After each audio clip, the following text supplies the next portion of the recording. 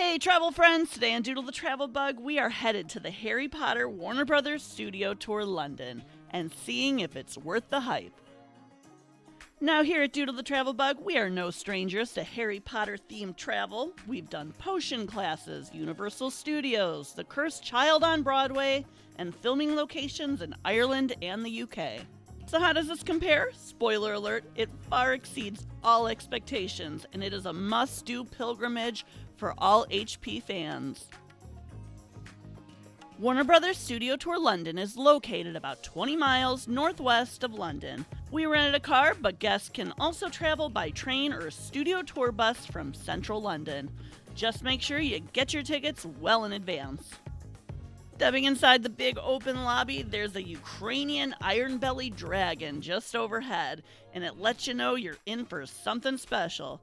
And of course, there's a massive gift shop, and if you're hungry, there's afternoon tea being served, Harry Potter themed of course, a food hall, and a chocolate frog cafe.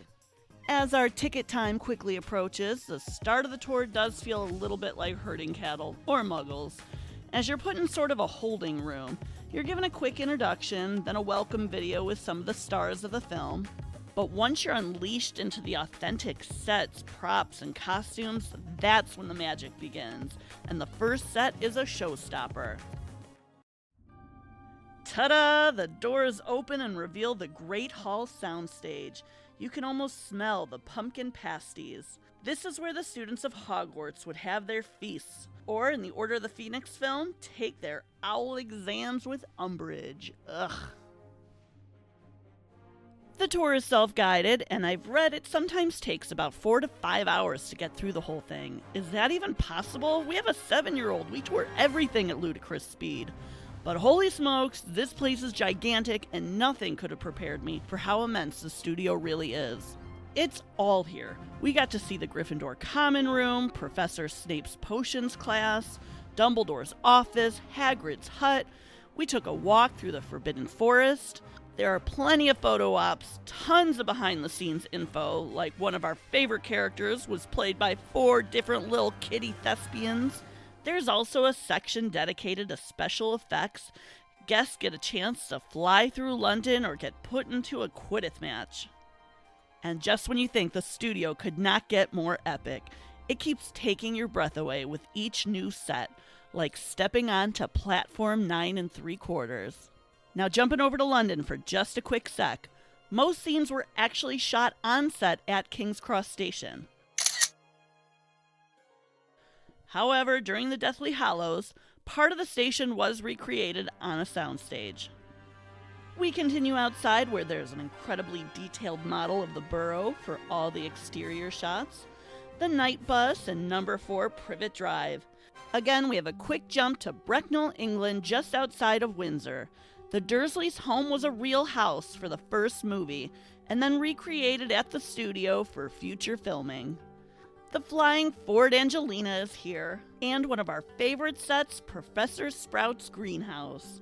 In the movies, animatronics were hidden under the tables, and they controlled the Mandrake's movements. One of the coolest things about visiting Warner Brothers Studio is teaching the kids all the different types of jobs it takes to make a movie and bring this world to life, like makeup and hair, costume design, production design, lighting, special effects, and more. Gringotts was the next jaw-dropping set with its magnificent crystal chandeliers. Now we leave again to Australia House in London. The embassy was the location of Gringotts' interior in the Sorcerror Stone. There's no filming inside, but if you ask a security guard nicely, they'll let you come in and take a peek. But now Gringotts here is more than just a wizarding bank. Remember the dragon from the lobby? Well, it's back in a realistic digital form that shakes the room. Oh my gosh. It's okay.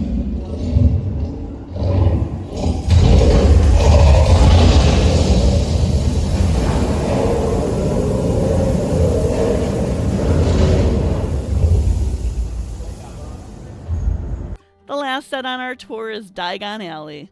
Perusing store shop windows in the wizarding world feels so surreal. And our last jump back to London, Leadenhall Market. This historic covered market is another Sorcerror Stone filming location. Along this street is where you'll find the entrance to the Leaky Caldron and Digon Alley. But the Digon Alley set here in studio has been reconfigured and also repurposed for Hogsmeade.